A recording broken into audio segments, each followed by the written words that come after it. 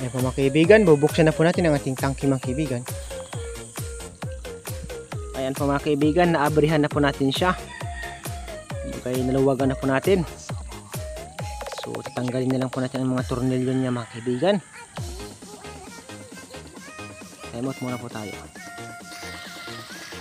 Dalawang tornilyo na lang mga kaibigan sa taas ang natira. Ayan, malaki pa yata ang tubig nito. So tatanggalin na po natin ang kanyang takip mga kaibigan. Choy! Ayan po mga kaibigan, natanggal na po natin ang takip or taklob. May bonus pang palaka mga kaibigan. Ayan, talagang ibang tubig niya mga kaibigan, parang crudo. Ano? Ito na kaibigan, sa kadumi ng tubig galing sa loob.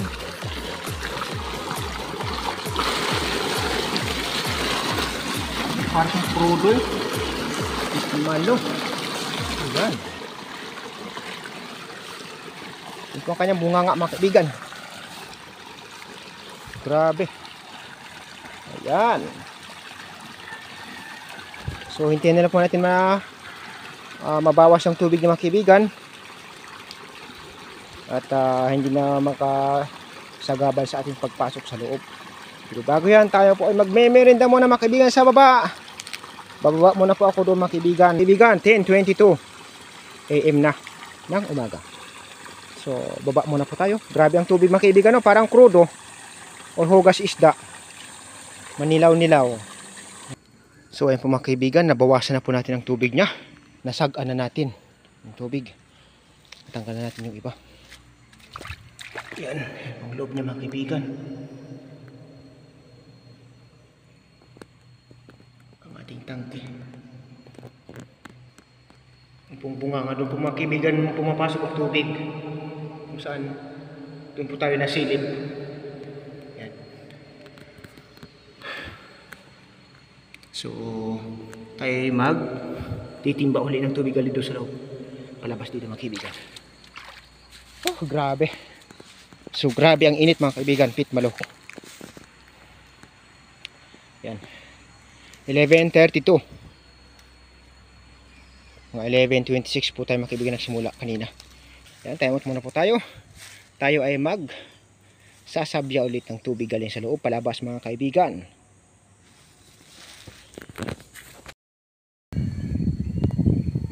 Ayan po mga kaibigan. Nasabyan na naman po natin ang tubig galing doon sa loob. Naubos na po natin mga kaibigan ang tubig. Ayan. So wala na po siyang tubig mga kaibigan. Ang gawin po natin, imamap po na lang po itong loob mga kaibigan para hindi po tayo magtanggal. Ayan. So gawin po natin, isamap na lang tayo babawi para hindi po tayo ma-access sa tubig mga kaibigan. Kasi bala ko sana, basyahan ko na lang ang tubig ito mga kaibigan para malinis. Kasi walang, magdami naman ang tubig, magkakalat naman po ang dumi.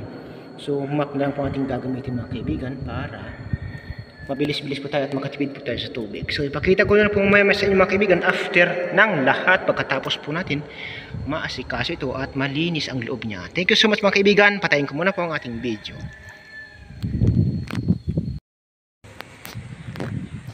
Ayan po mga kaibigan, na tapos na rin po tayo sa wakas.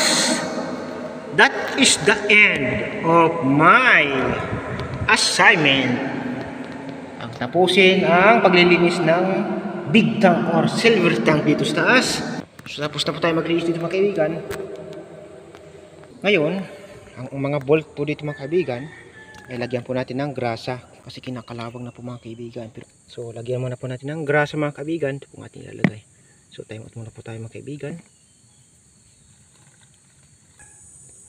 So ayan po mga kaibigan, nalagyan na po natin ng grasa or tapos na po tayo maglagay ng grasa sa ating mga tornilyo mga kaibigan. So ito ay atin ang ikukunik dito sa kanyang sa kanyang pintuan mga kaibigan. So time out muna po tayo mga kaibigan. Kukunin ko na po yung isa na yun na tornilyo. Saka lalagyan din po ng grasa. Saka po natin nilalagay ng isa-isa itong mga tornilyo doon sa mga butas. Time out muna po tayo. Oops. So ayan po mga kaibigan, natapos na po natin mailagay ang ating mga tornilyo. Ayan. Ayan, tapos na po tayo lagay ng tornilyo at nailagay na po natin ang taklob or takip ng ating upper tank mga kaibigan. So mamaya ko na lang po ito higpitan. So ang kasunod po dyan mga kaibigan ay atin namang paghihigpit. Yung paghihigpit na naman po natin mga kaibigan ang ating kasunod na gagawin. So hihigpitan po lang natin yan mga kaibigan para po hindi po tumagas ang tubig natin galing sa loob. Kasi pag mahina po yung higpit nito mga kaibigan, kahit nakapix na ng maayos, ay tumutulo pa rin po. Ayan. So hihigpitin na po natin mga kaibigan. Time out muna po tayo. Joink.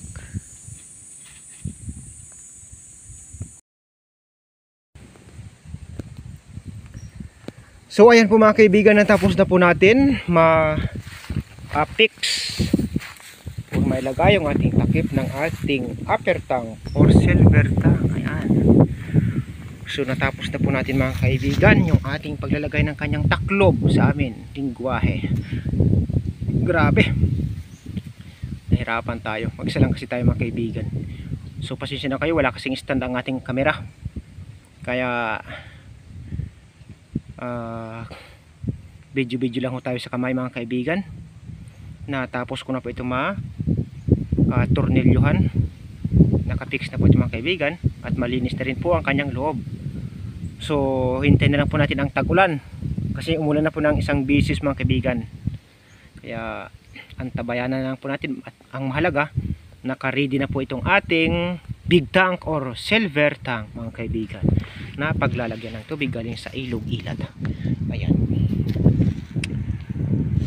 Ay salamat, natapos din ho tayo. Tayo ibaba na po mga kaibigan. Muna po tayo pupunta sa baba mga kaibigan sa ating dormitory. Ayan. Ayan po ang lawa mga kaibigan. So ayan po mga kaibigan ang ating silver tank.